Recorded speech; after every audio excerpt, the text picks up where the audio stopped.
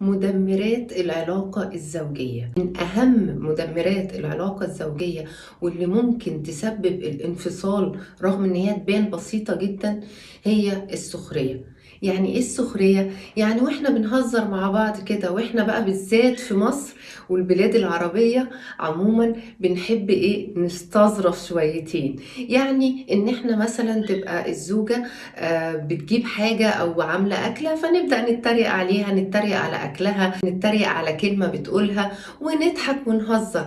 أنا كزوج أضحك، كمان ممكن الولاد يبقوا موجودين ونقعد كلنا نهزر ونضحك ونقول قلاشات. ويا سلام بقى لو في وسط الأهل كده والمعارف والجلالة خدتنا وبدأنا نهزر أكتر ونضحك أكتر ونتريق أكتر، وتبقى القعدة كلها على الزوجة، أو العكس القعدة على الزوج. الزوج أحيانا بيبقى كده والزوجة أحيانا بتبقى كده، وبنبقى شايفين ان دي خفة دم. ولما بيجي الطرف الاخر يقول لنا ان انا اتضايقت او يزعل او يعني يتقمص، فبنقول له يا عم انت مقفر كده ليه؟ إيه انت نكدية؟ هو الواحد ما عادش يهزر معاكي تاني؟ انا الحق عليا ان يعني باخد ودي معاكي، او انا الحق عليا ان بهزر معاك وبضحكك؟